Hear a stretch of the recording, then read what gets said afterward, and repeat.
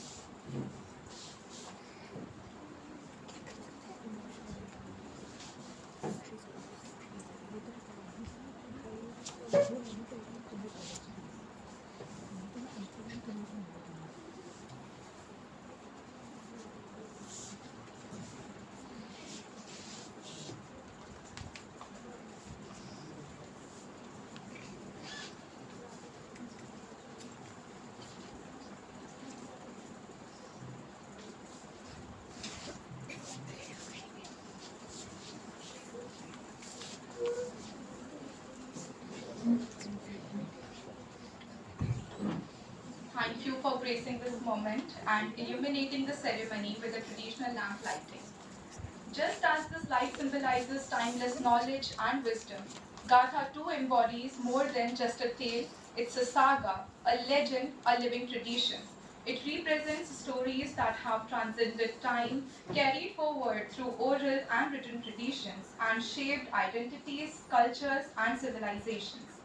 Today, as we embark on this journey through time, let's go beyond the pages of textbooks, let's challenge narratives, rediscover lost stories, and engage in conversations that make history come alive.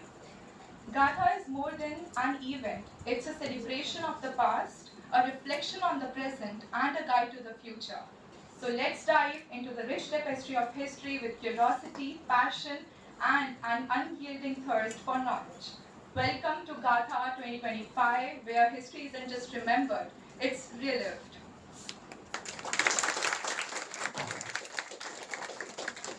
Delhi is the city where history unfolds in layers, each era leaving its mark on its streets, monuments, and people. From the ancient roots of Indraprasth to the grandeur of the Sultanate and Mughal empires, and later as the center of colonial rule, Delhi has been shaped by centuries of change. Even today, it continues to evolve, balancing its rich heritage with the demands of a modern metropolis. Its architecture, literature, and diverse communities tell stories of resilience and transformation. Gatha 2025 celebrates this journey, exploring Delhi not just as a place, but as a living narrative of Delhi's past, present, and future.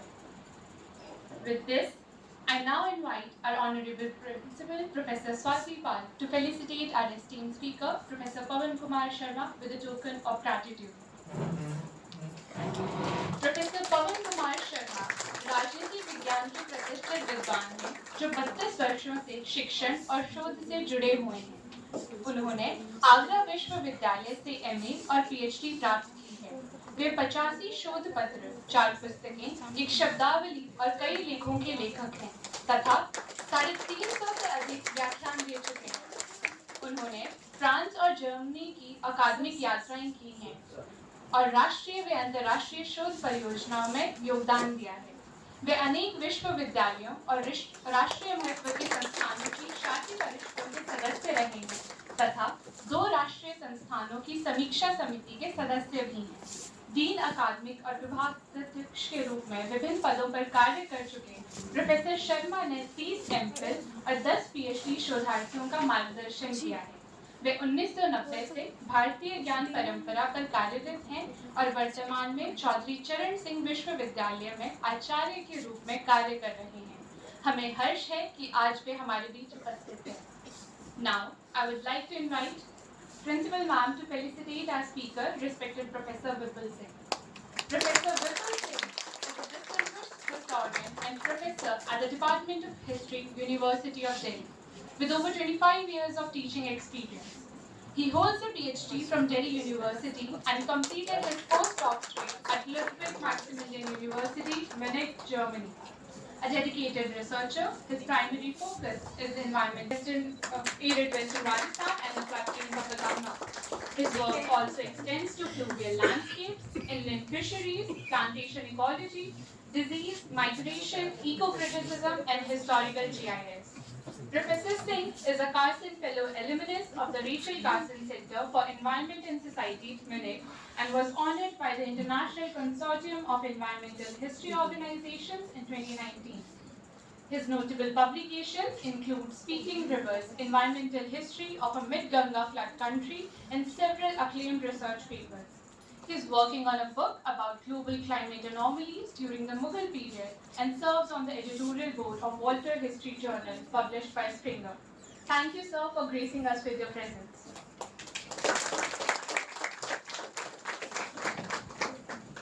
I now invite our dear TIC, Dr. Manisha Sharma, to honor our esteemed Principal, Professor Swati Pal, with a token of gratitude.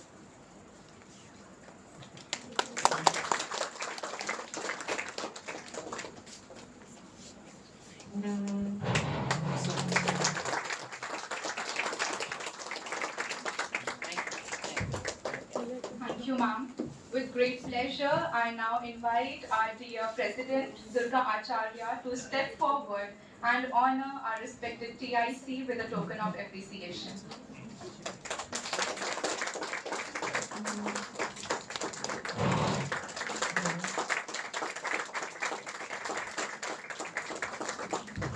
Thank you, Durga. Using this opportunity, I would like to welcome our very dear Principal, ma'am, Professor Swati Pal. Thank you, ma'am, for taking some time out of your busy schedule and gracing the occasion with your presence. We are honored to have you with us. Professor Pal has been a Charles Wallace Scholar and the first Asian to receive the John Mackworth Theatre Studies Scholarship at the University of Edinburgh. She has authored several books on theatre, creative and academic writing. Her newspaper articles articulate her views on education and research in drama. She is the Vice President of the Indian Association for Commonwealth Literature and Language Studies and an Executive Body Member of Indian Association for the Study of Australia. She has also presented several papers at both national and international conferences. Being a recipient of several awards, Professor Pal also has a love for poetry. With great honor, I now invite our respected Principal, ma'am, to address the gathering and officially inaugurate Gatha 2025.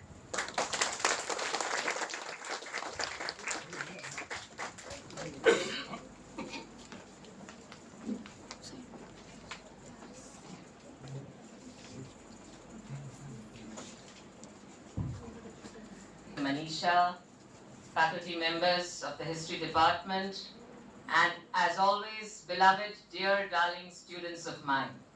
Warm welcome to this morning and to Gatha 2025, the annual flagship event of the Department of History. Whenever I think of the word Gatha, it always reminds me of my childhood. बचपन में हम गाथाएं सुनते थे और ऐसे लोगों के बारे में सुनते थे जो आगे चलकर हमारा मार्गदर्शन करते थे. They became examples that we needed to follow. So for me, a gatha is more than just a story. A gatha is something that helps me to make choices, that helps me to navigate this life. तभी तो हम गाथाएं लिखते हैं, बोलते हैं, सुनाते हैं. तो उससे कुछ हमें सीखना भी चाहिए जो मैंने कम से कम सीखा है अपनी जिंदगी.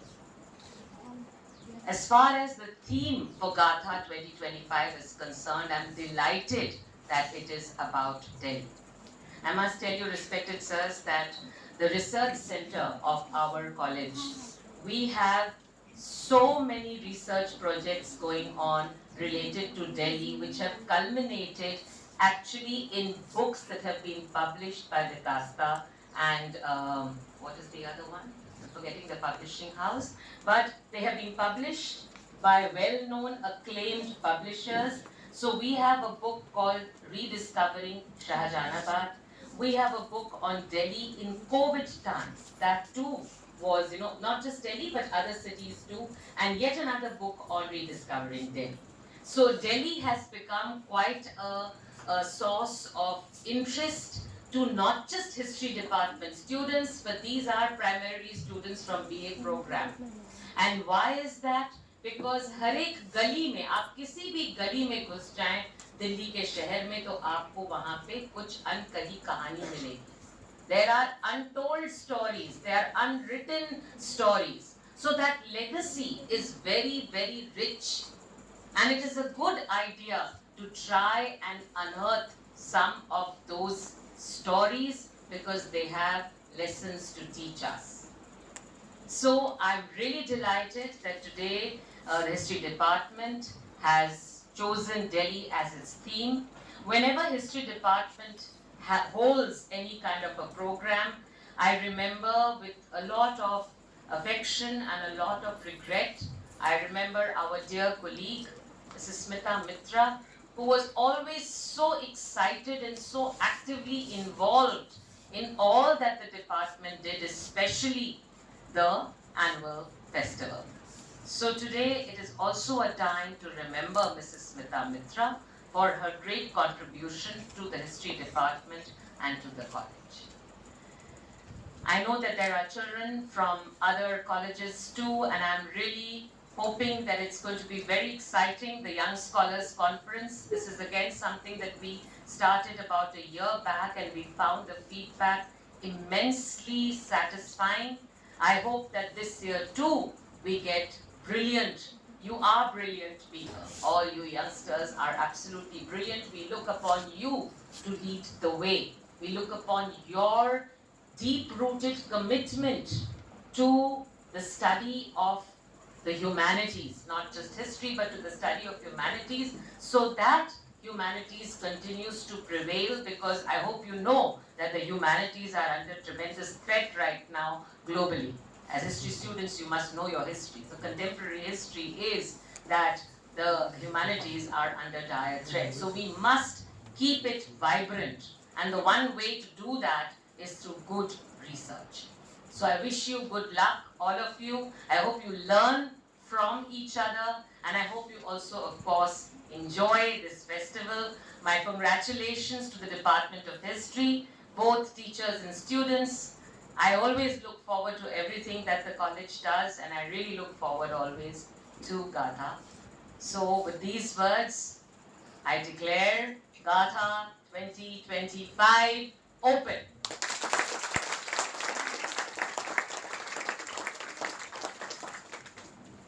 Thank you, ma'am, for your inspiring words. Your guidance motivates us every day, making each moment a new opportunity for learning and growth. It is a great honor to invite Professor Pawan Kumar Sharma, our guest speaker, to take the stage and share their invaluable insights with us. We eagerly look forward to learning from your expertise. Thank you.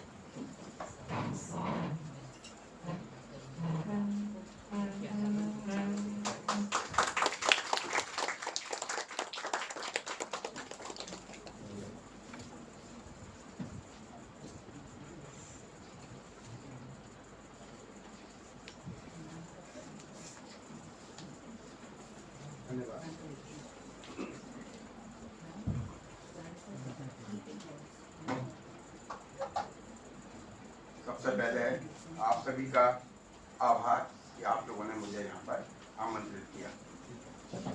मंच पर विराजमान इस महाविद्यालय की सम्मानित प्राचार्य professor Swati Pal ji, Delhi विश्वविद्यालय के इतिहास विभाग के आचार्य प्रोफेसर विपुल सिंह जी, इस कार्यक्रम की कोऑर्डिनेटर डॉक्टर मनीषा जी, इतिहास विभाग के अन्य शिक्षक बंधु भगिनी और प्यारे विद्यार्थियों,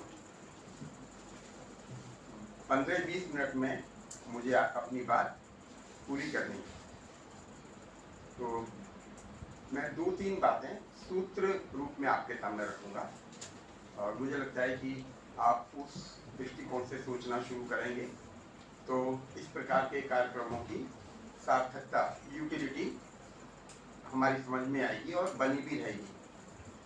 इस कार्यक्रम का नाम है गाथा। गाथा का मतलब क्या होता है? ये बंद करो, चलिए हो गया। तो क्या मतलब होता है गाथा का?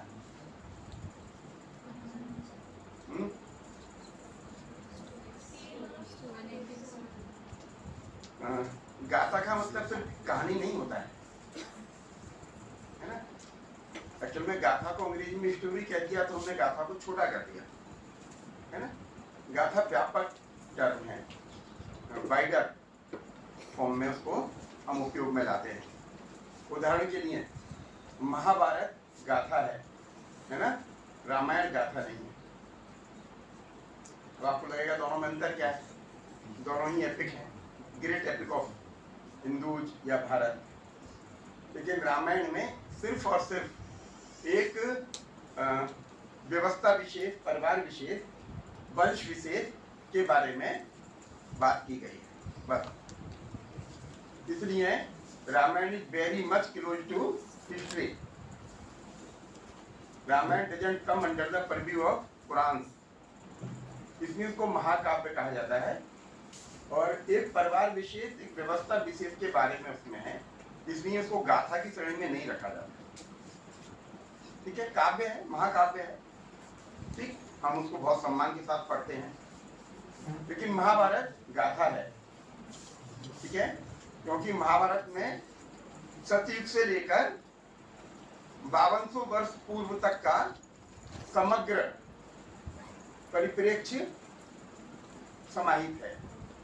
सतयुग में क्या था, सतयुग की प्रकृति कैसी थी, पर्यावरण कैसा था, वातावरण कैसा था, परिस्थिति कैसी थी, वो सारी चीजें। फिर त्रेता आया, त्रेता की सारी बातें हैं। द्वापर आया, द्वापर की सारी बातें हैं। और कलियुग का प्रारंभ जन्मेजय के नाग यज्ञ के बाद से माना जाता है, वहां तक की बातें। और कुछ बातें भविष्य में कैसे कैसे होंगी, तो भविष्य के कुछ प्रिडिक्शन भी महाभारत में मिलते हैं। इसलिए महाभारत को भारत गाथा भी कहा जाता है, जिसमें पूरे भारत के बारे में सब कुछ समाहित है। गाथा गेय होता है ना, उसको गाया जाता है ना। गाथा को परफॉर्म किया जाता है, गाथा परफॉर्म आर्ट के अंतर्गत भी आता है। तो गाथा पोइट्री भी है। गाथा व्यापक परिप्रेक्ष्य में कंटिन्यू चलने वाला एक स्टोरी टेलिंग प्रोग्राम जैसा भी है। यदि स्टोरी टेलिंग जैसा शब्द में प्रयोग करना उपयुक्त नहीं मानता हूँ, लेकिन आपको समझाने के लिए कैसे बात करेंगे। तो गाथा आपने कार्यक्रम शुरू किया है, तो दिल्ली की गाथा पर आप बात करें, तो दिल्ली की गाथा आप कहाँ से शुरू करेंगे? तो दिल्ली की गाथा शुरू करेंगे आप सतयुग से, ठीक है। भारत में काल का विभाजन सबसे कम निम्न पर हुआ है, यानी जितनी देर में आप पलक झपकाते हैं वो सबसे छोटी इकाई है समय की।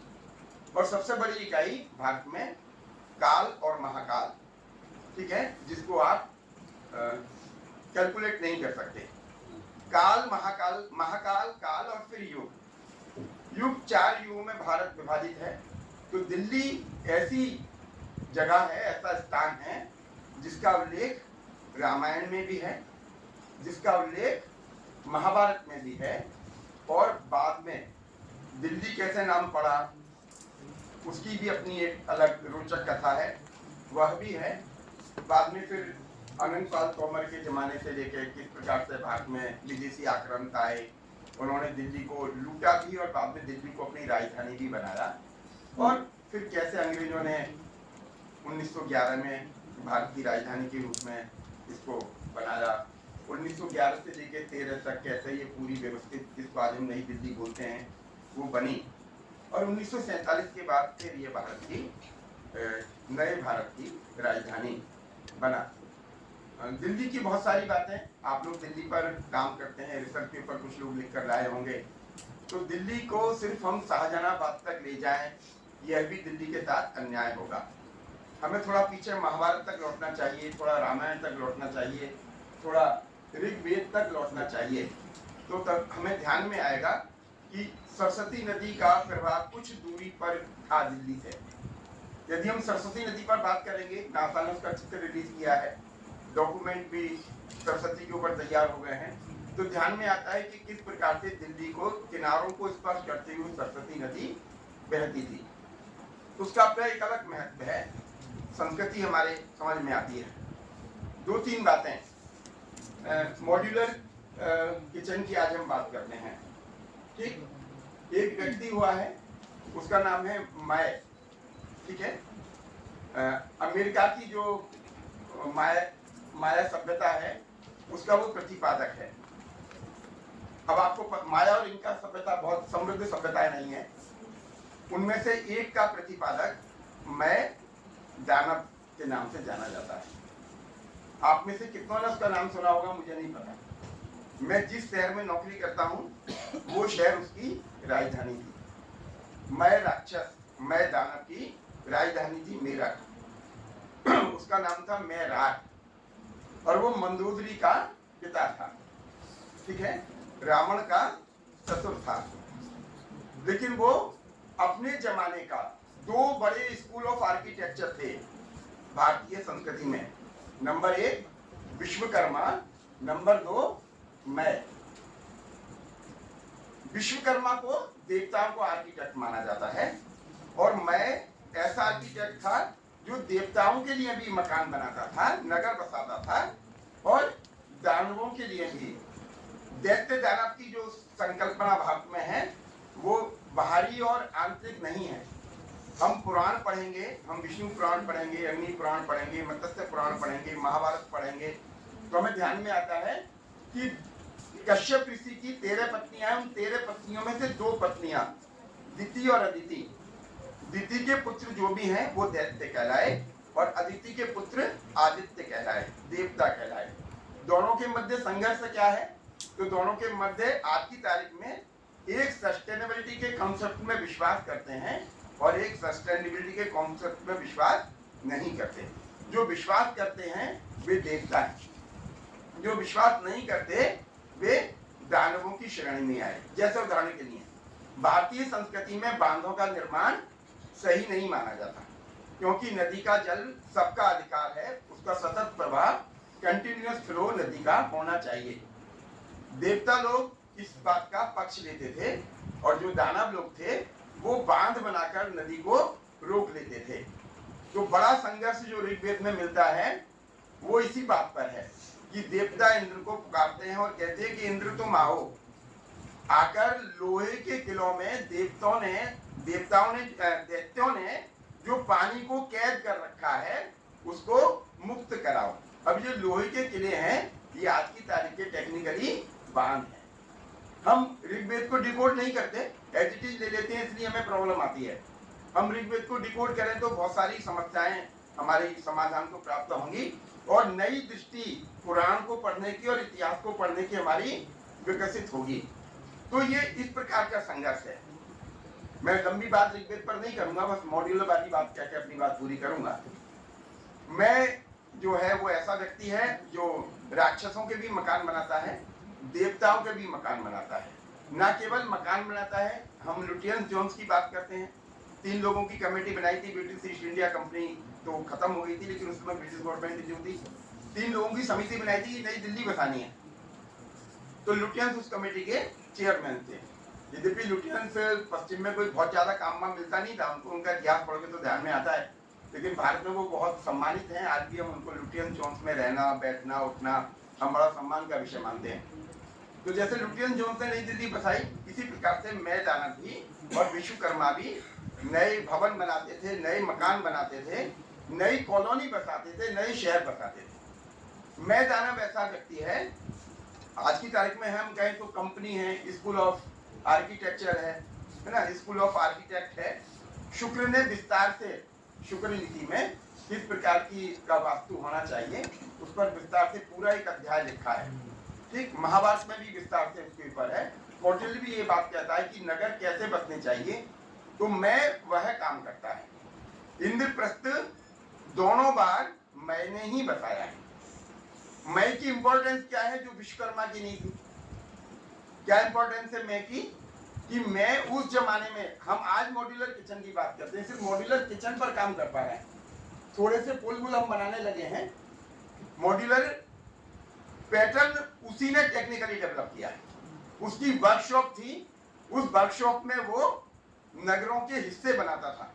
जैसे आज पुल बनाते हैं, सिर्फ पिलर खड़ा कर देते हैं, हम बाकी लाकर असेंबल कर देते हैं, वो पिलर भी नहीं खड़ा करता था, वो सब चीज वर्कशॉप में बनाता था। जैसा उसको ऑर्डर मिलता था, उस ऑर्डर के आधार पर आकर वो जमीन या लोकेशन को तय करता था और फिर वहां पर बड़े बड़े भवनों का निर्माण करता था। और विद इन नो टाइम, जैसे बोलती ना पलक पलक झपकते, वो आज बिलिंग के आज की तारीख में एक चलता है ना, सामान घर पहुंचाता है, ऐसे ही वो पलक झपकते नगर बसा देता था। पलक झपकते ही हमको पता है, हम बहुत सारी बातें, मैंने कहा कि डिकोड हमें करना चाहिए चीजों को, हम अपने इतिहास को डिकोड करें, अपने पुराण को डिकोड करें। कृष्ण सुदामा का प्रसंग हमने सुना होगा। सुदामा कृष्ण के पास जाते हैं, एक गस्सा चावल खाए, 2 गस्सा चावल खाए, तीसरा गस्सा चावल खाने पर रुक्मणी इनको रोक देती है। ठीक है, वो कहते हैं कोई बात नहीं मित्र, बहुत अच्छा लगा तुमसे मिलकर, अब तुम चलो। मित्र को भी लगता है कि कुछ मदद तो की नहीं, मदद मांगने के लिए आया था। लेकिन जब मित्र अपने शहर में लौटकर आया तो वहां पर पूरी एक नगरी बस गई थी। वो नगरी कोई कपोल कल्पना नहीं है कि एक मुट्ठी चावल खाया तो नगर बस गया, दूसरी मुट्ठी चावल खाया तो उसकी सारी व्यवस्थाएं बन गई।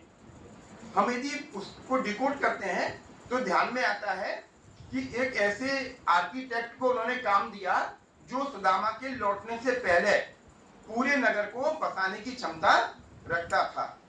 अभी हम चीन का एग्जाम्पल लेते हैं कि चीन में एक पुल बह गया था बाढ़ में, 2-2.5 साल पहले की बात है। 24 घंटे के अंदर वो पुल उन्होंने दोबारा से बना दिया।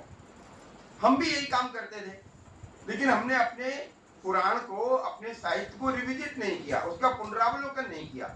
यदि हम पुनरावलोकन करते तो मुझे लगता है ऐसी बहुत सारी बातें हमारे ध्यान में आती। हमें अपने अतीत का पुनरावलोकन करना चाहिए। एनईपी 2020 राष्ट्रीय शिक्षा नीति 2020 हमें ये अवसर उपलब्ध कराती है कि हम अपने इतिहास को रिविजिट करें। इतिहास और पुराण दोनों की परिभाषाएं अलग हैं। शुक्लनीति इतिहास कहता है इतिहास यानी व्यक्ति विशेष के बारे में जो इस साहित्य में अभिलेख दर्ज हो, वो इतिहास की श्रेणी में आता है। पुराण क्या है?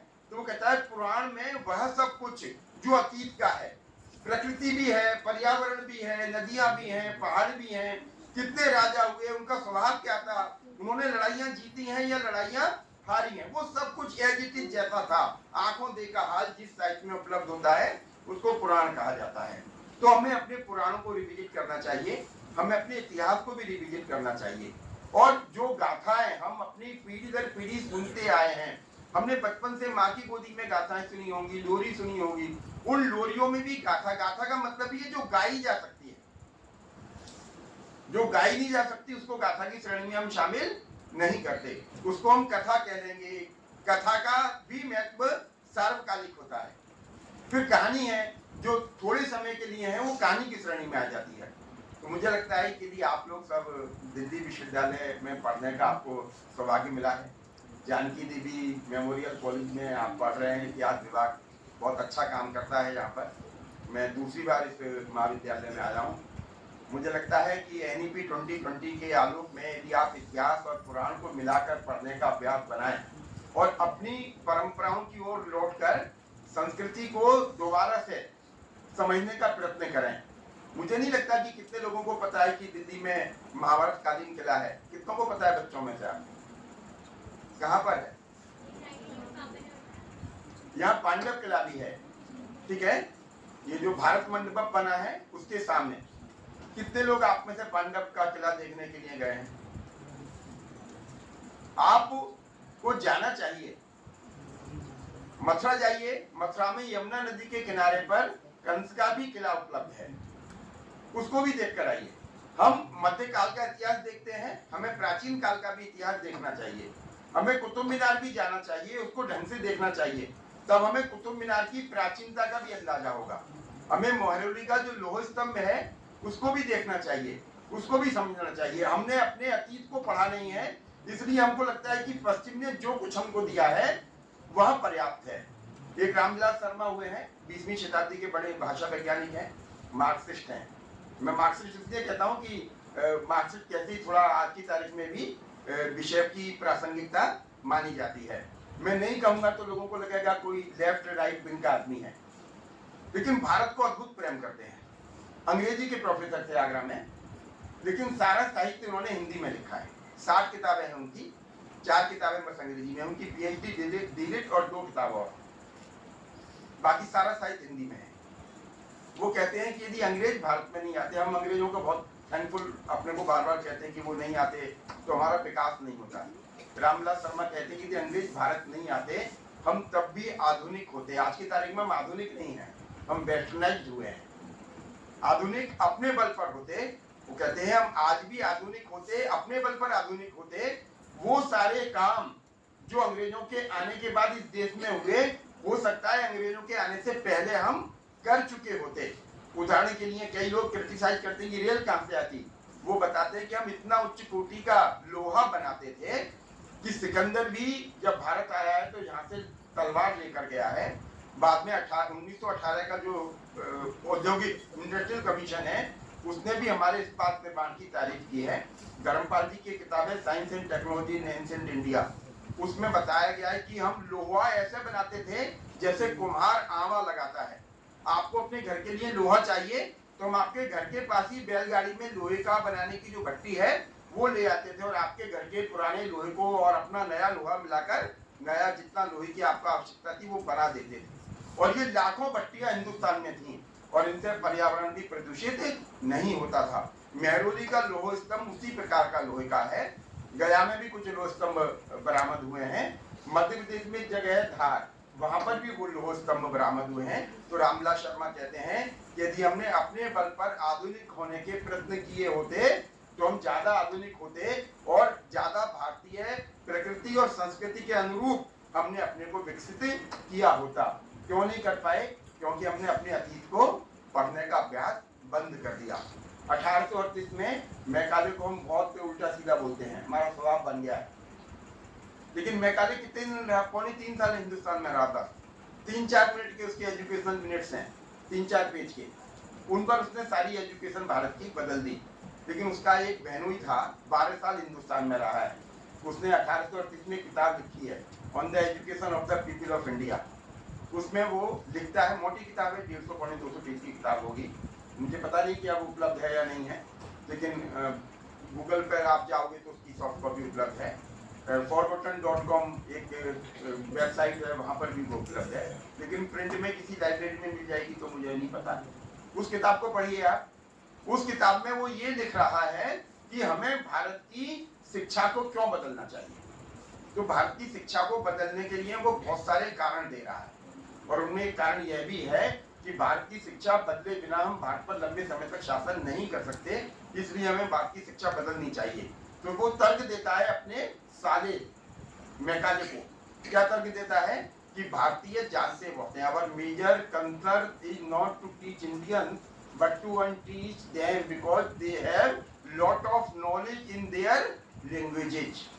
इनकी अपनी भाषाओं में इनके पास इतना ज्ञान है कि हमें वो भुलाए बिना हम अपने ज्ञान को इनके ऊपर इम्पोज अधिरोपित नहीं कर सकते। फिर बताता है कि ये समय का कैलकुलेशन कैसे करते हैं, ये पानी का संरक्षण कैसे करते हैं। मुझे नहीं पता, आप में से कोई भोपाल गया होगा तो भोपाल में जो तालाब है बेसिकली वो तालाब नहीं है, वो डैम है। 12वीं शताब्दी का बनाया गया डैम है, जो आज भी जो मॉडर्न सिविल इंजीनियर है उसकी एक दीवार टूट गई थी, उसको सही नहीं कर पाए। 5 लेयर है वो डैम की। पानी जितना पानी ज्यादा बढ़ता चला जाएगा वो लेयर अपने आप खुलती चली जाती हैं और उसके बाद में जब बहुत बाढ़ आने की स्थिति आती है तो फाइनल लेयर खुलती है और वो नदी में जल चला जाता है। ये सब बातें वो उस किताब में लिखता है कि किस प्रकार का ज्ञान और विज्ञान इनका है। जब तक हम इनका ज्ञान विज्ञान इनके मन से अलग नहीं करेंगे तब तक हम इनको अपनी शिक्षा सिखा नहीं पाएंगे और इनको लंबे समय तक गुलाम भी नहीं रख पाएंगे। इसलिए हमें भारत में अंग्रेजी शिक्षा लागू करना आवश्यक है। तो हम जरा अपने अतीत को पढ़ने का प्रयत्न करें। गाथा जैसा कार्यक्रम आप लोग कर रहे हैं, मुझे अच्छा लगेगा अगली बार पूरा 1000 साल की गाथा यहाँ पर उसी दृष्टिकोण के पेपर लिखे जाए, दिल्ली से थोड़ा परे निकल कर। दिल्ली पर भी बात करनी है तो सतयुग से लेके आज तक की दिल्ली के ऊपर पेपर लिखे जाए, उन पेपर का वाचन हो, जिससे आप वाली जो पीढ़ी है जिसको बोलते हैं सेल्फहुड, स्वत्व का जागरण हो। स्वत्व का जागरण हो पाएगा तो आप समाज के सामने मजबूती से खड़े हो पाओगे। तब 2047 का विकसित भारत या विश्व गुरु भारत आप बनाने में सक्रिय भूमिका निभा पाएंगे। आप लोगों ने मुझे बुलाया, बोलने का मौका दिया, आप सभी ने ध्यान से सुना, आपका आभार।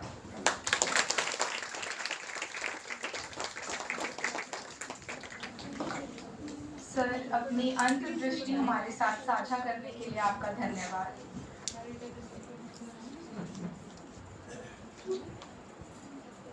Thank you.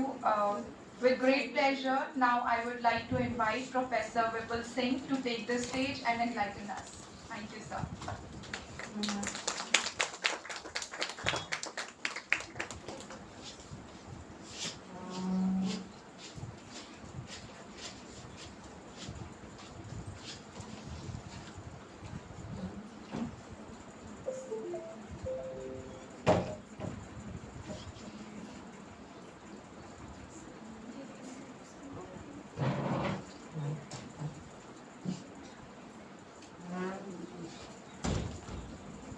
Sharma was just such an illuminating inputs for the students to think about. And I must congratulate this History Society of JDMC for organizing such wonderful conferences for the young scholars. This is really a great thing which is unique to Delhi University. We have been going to various conferences, but we hardly hear about such young scholars conferences. So, great work for the History Society and all the faculties of JDMC History Society. I must congratulate them for having such concept. Now, we are living today in a AI world, and everything is getting topsy-turvy, isn't it? So, we don't know what is going to come next. But I always think what is going to happen to our discipline history. Is it going to be affected by AI? And I think your name, the name that you've given to your History Society, Gatha, is very apt to tell you that history is not going to die, whatever going to come. AI even is not going to rupture history, it is not going to just kill history. History is going to live for many centuries, because the moment we are born and we get senses, we actually ask to our Dadi for a story. So story is something which is actually very much part of humans, and that's something which history actually contains. But one of the difference that we have from what the stories are told by people from different disciplines and what the history researchers do, because we are all practitioners of history, we basically contextualize stories. So we have a protocol to follow, and we follow a protocol and then try to give a context to that story. And here lies the difference between a history student and a student who may be from English. So Professor Sharma gave us a very good, interesting inputs that why we should go back to past and try to look for those sources to understand what was there in Delhi. It was much beyond Delhi Sultans and the Mughals, because we had our glorious past even before that. So we as history students should look for that, isn't it? But then the challenge is that we have to follow a protocol for this. Now let's come to the real issue. Delhi today, every day in the newspaper we are hearing about Delhi's Yamuna getting polluted. So polluted Yamuna is one of the things that we discuss every day. And can you please? So, this pollution in Yamuna is not only affecting Delhi, it's the air that we breathe today. Air is choked. It has become an unlivable city. But you will be surprised to know, if you go back to your history sources, the people who settled here and the people who came here, they wanted to live in Delhi because the climate, the vibes, everything was so very beautiful in Delhi. And I think the Chauhans, the Tomars, even before that, all the early settlements, the Turks later, the Khaljis, the Tughlaqs, the Lodhis, the Mughals, the British, they all wanted to capture Delhi. So there must be something in Delhi that everybody wanted to be in Delhi. And mind you, the Mughals had their earlier capital in Agra, not in Delhi. And they still, Shah Jahan later wanted to come to Delhi because he loved the vibes and the climate of Delhi. So that was so beautiful, Delhi, in early times.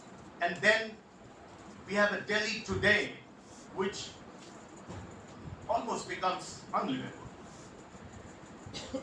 I think there is a context to which I am telling you this entire story.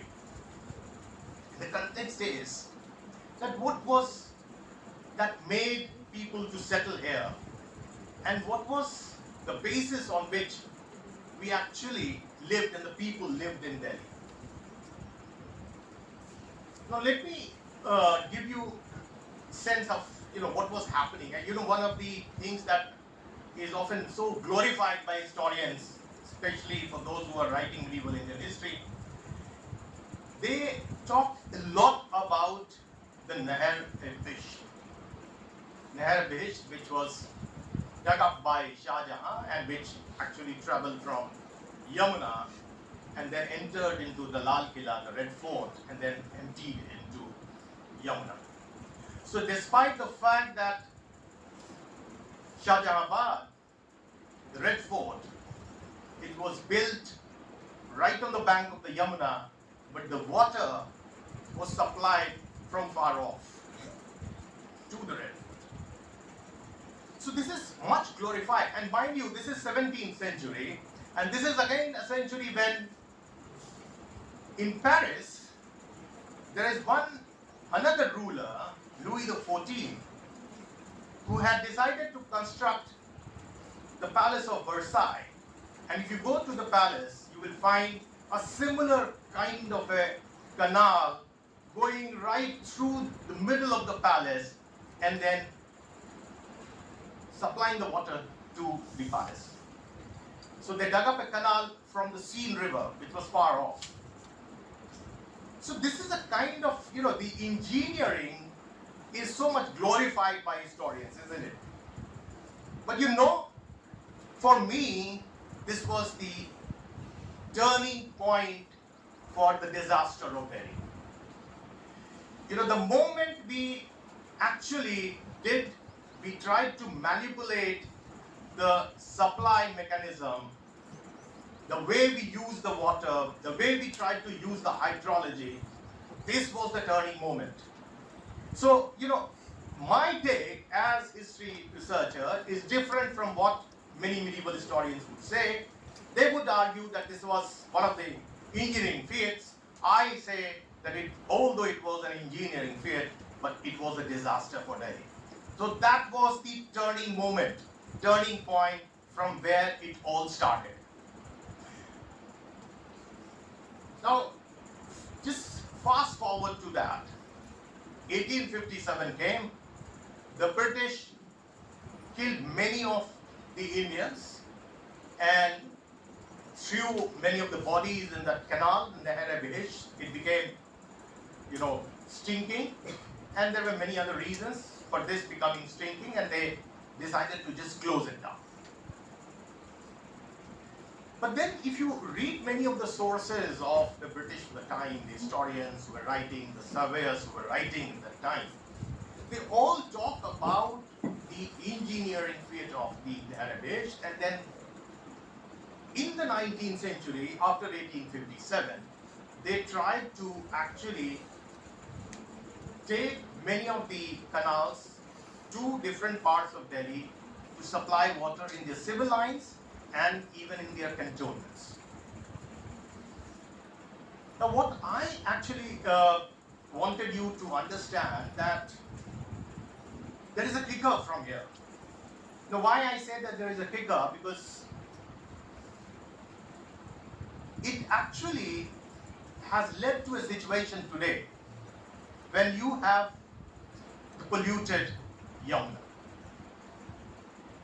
In the earlier Delhi, the Delhi which was of Indraprastha, the Delhi which was of the Tomars, the Delhi which was of the Chauhans, the Delhi which even the later Turks gave, this was not a Delhi which was dependent on Yamuna. This was a Delhi which was dependent on the local hydrology.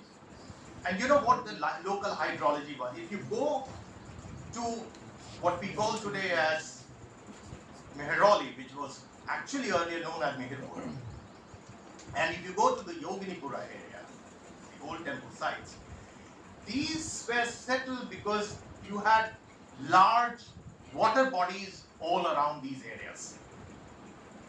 And I think that's one of the engineering feats that Professor Sharma just spoke about, the iron pillar. There is a very interesting anecdote associated with the iron pillar, and that's the Kili Gili Katha. Have you heard of the Kili Gili Katha? And if you read Chand Bardai's Prithviraj Raso, there is a reference to that Kili Gili Katha, and it says that there was a king, Roman king, who had put up that iron pillar, and the priest, Brahman, tells him that this is on the head of his Sreshna, which keeps the earth, intact. And then the king had the curiosity to know what exactly lies beneath the iron pillar. And then he dug up. He dug up the area, the soil, tried to understand what is there inside. And then the priest had already told him that the moment you dig it up, you lose your kingdom. And it so happened that he tried to know it, what is lying there, and he found that there are many snakes, and the blood of those snakes are beneath the iron pillar. And after that, he loses the kingdom. And from there on, that's why, and then he tried to fix it up again, but then it remained hilly, it remained loose. That's the story of the Kili Hilli Katha. And many believe that the term Delhi, and then which became Delhi, and then New Delhi, this has derived from this story of Kili Hilli Katha. Now, if we look at these early settlements of Delhi, what we should rather say Delhi, they're all far away from Yamuna. So may I ask you to just flip the, these are the early forts, the remains of the forts which was built by Anandpal Tomar. Next please. And this is the Nehru-e-Behesht, which is actually flowing right in the middle of the Red Fort through the Rang Mahal and various other buildings. Next. And here is your iron pillar. These are the two photographs taken by me when I visited Delhi to the Qutub Minar last year. Now this iron pillar is so very, it's been there for thousands of years. But then this iron pillar has a reference of Delhi. And it tells you about the ruler, Anandpal, who had settled this Delhi. And this is another very interesting reference coming from the 11th century. Next. Now look at these early settlements, and then the Turks come and then try to take control of Delhi. And if you look at these early settlements, all these early settlements are far away from Yamuna. This Yamuna river is right at the top. And all these early settlements are closer to the west, the southern part of Delhi. And these are away from Yamuna river. Now why is it that these settlements, the early settlements, were away from Yamuna? It was because even the Tomars who settled Delhi, that was away from Yamuna. Because you had water bodies all around. And if you go to these sites in South Delhi, this is Anangatal, which is still there, remnants of that. Next please. And then we have all these Maulis which were constructed. Next.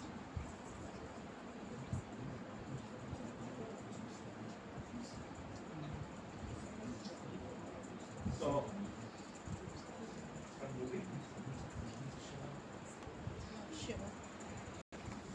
So,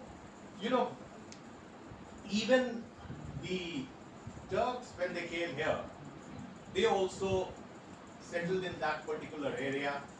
They occupied those territories and they converted all the existing constructions of the Tomars and the early, settlers, converted into mosques and many other things, their own buildings. So, and then they also constructed many of the, understanding the hydrology, the way people were living in Delhi and the way people were depending on those early Maulis and the lakes and the dals that we have. And let me tell you that I have another very interesting map for you. Yeah. Now these are all lakes, huge lakes of Delhi. Now this is the map I wanted to see you. These are all older settlements of Delhi, which are far away from Yamuna river.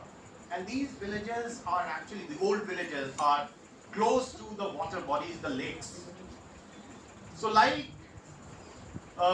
the lake that we have in Bhopal, we had many huge lakes. The Najafgarh lake was known today.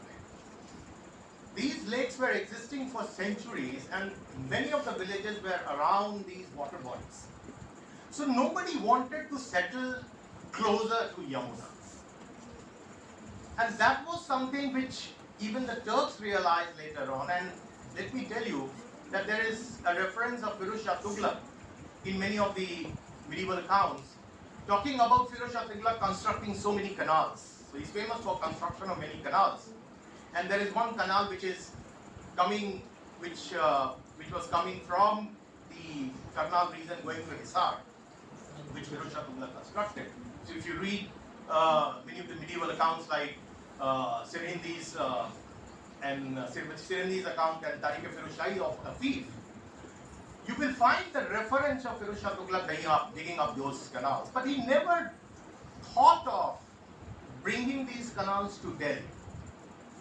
There must have been something which even the Turks realized, that what was the old tradition of Delhi and how the people of Delhi are so much dependent on the local hydrology. So all, during the rainy season, when the torrential rain would take place, all the water was retained, conserved in these lakes and in all these baulis that we exist today.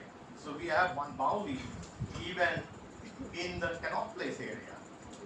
So all these baulis were existing for centuries And later on, when the Turks also came, like in Tughlaqabad Fort, you will find one of the bowls. So they followed the same tradition, the Indian tradition of constructing those bawlis, and the Turks also constructed within their forts. So even the Red Fort had a bawli inside, which later the British filled it up. It was used by the British soldiers after 1857 revolt to keep the prisoners in those bawlis, the rooms of the bawlis. But there were bawlis even constructed by them. But the turning moment that I'm talking about is the one which all young historians like you, budding scholars like you, should think about, is the turning moment which came to Delhi's history. So Delhi has a glorious past, no doubt, but then all these settlements were never using the river Yamuna. Now, Shah Jahan comes and flips the story. It flips the story of Delhi. It tells you he came from Agra and he decided that I should rather use that canal and bring it to Delhi and then use the water of Yamuna. That was one of the things that changed everything.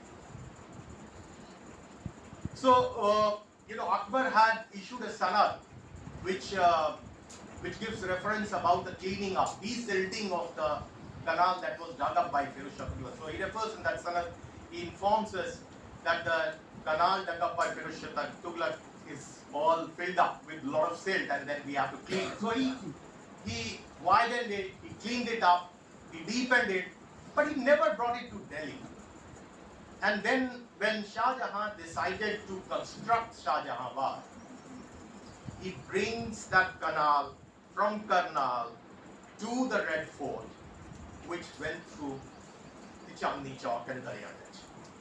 So Daryaganj and Chandni Chowk, the roads, the traffic jams that you see on those roads were earlier canals. So it's a good idea to talk about those architectural achievements that they did. But then as history scholars, we should also realize that these were the critical moments. And the way, as James Scott always says, that you should look at everything like a stick. The way state looks at these things is quite different from what the commoners do. So the common people were living there for so many years and they never tried to use Yamuna. But here is a ruler who comes in, tries to manipulate the hydrology of Delhi. And there comes the difference. And then the British come and they double it up. So the British realized when they decided to construct New Delhi in 1911, when the king comes here and then their coronation happens, he declares that now New Delhi will be the capital, not Calcutta. So it took almost 20 years, till 1930 the construction went on. But then what he did, that he actually worked on the same idea which Shah Jahan had done, and he developed pipelines. So he supplied, he started constructing pipelines, used the Yamuna water to supply water to those civil line areas, cantonments, and many more settlements. So all these earlier settlements, वो सब महरूम रह गए. वो सब उन जगहों पर अभी भी पानी पाइपलाइन से नहीं जा रहा. So there is a kind of a discrimination that the British had done. But they were in advantage. People were in advantage. But the problem came when the British came up with a regulation that all those who are using the wells and the lakes will have to pay the taxes. Now these were all common properties, and then the British come and say that you have to pay taxes on it. So the common people were fed up with this. Many of the wells were then closed down because the British were saying that these are leading to diseases all around. And And then we became dependent on those pipelines. And today we know that it has become a pipe dream for us in Delhi. So you have scarcity every year of water. So we are shouting for these polluted river Yamuna. But Delhi was never a settlement which was dependent on river Yamuna. So I think it is essential that we realize that what have been the turning moments, because even then, after independence, what we have done is that we have followed the same traditions that the British established, the changes that the British introduced, the change that Shah Jahan introduced to us, that we should use the canals to bring water to Delhi. And then, even the master plan of Delhi, which told you that they will supply certain gallons of water to Delhi, it became the punchline that this is the gallon of water we are supplying to everyone. And then there were discrimination done, even the master plans. The New Delhi Municipal Corporation area was considered to be, the cream area. They were getting 24-hour supply. And the people living outside those New Delhi Municipal Corporation, they were given 8-hour supplies, or maybe 12-hour supplies. And this is how it all started. And now today you have all those beelines for water. So all those jhuggies, the bastis, the poor people, they are not getting those supplied waters. But today what we have in Yamuna is the increased BOD, biodissolved oxygen. We have increased fecal, what we call, the fecal, pollution. We have ammonia in Yamuna. And all this is leading to Yamuna becoming so unusable. So, the important thing for us, there are still, even in the Mughal times, even till the time the British had not established the capital here, there were hundreds of such baulis and tanks existing in Delhi. They all filled it up, saying that it is leading to diseases all around. But mind you, these were not leading to diseases in earlier times. There are no references of diseases in earlier times. So I think there is a need to rethink on this idea, this old tradition of India, of depending on those baulis, these old step wells that we have. We should clean it up. We should construct more and more lakes. We should maintain those lakes. Bhopal, a city like Bhopal, it has many lakes, but then this grand lake of Bhopal supplies water to the entire area, entire population. So can Delhi. The Nazafgarh lake was so used, there were many villages settled around. The Hauj Khas, they changed the name as Hauj Khas, but then, all these areas had used lakes. And it existed for centuries, even before the Turks came. The Turks settled there because they realized that there is a water. So the rain in Delhi used to be, and you know that the nature of rainfall in Delhi is a torrential type. It will rain for 1 or 2 months in a year, but then you have to trap that water. So I think we have to go back to the old tradition of Delhi, and as researchers, you should try to think about these stories that we have in our sources, and then weave our, stories with the historical context, right? Thank you so much for inviting me to interact with you, and congratulations and best wishes to all of us.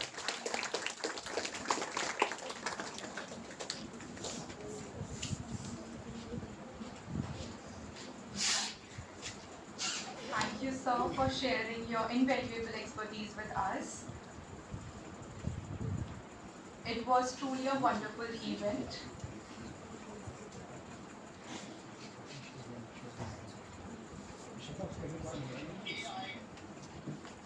Truly a wonderful event. As we come to a close, I now invite our esteemed teacher in charge, Dr. Manisha Sharma, to deliver the vote of thanks.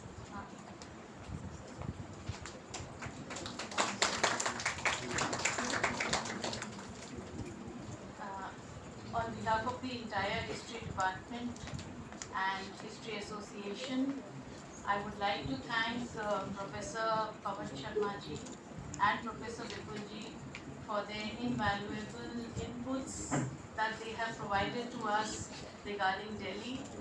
I'm very sure that the kind of expertise and knowledge that Professor Sharma and Professor Vipul have provided to us will definitely go a long way in increasing our knowledge and giving a new dimension to our thought about Delhi. As Professor Sharma said that we should go to the ancient past and look at Delhi, look at the sources, look at the Vedas, the Mahabharats, and increase our knowledge.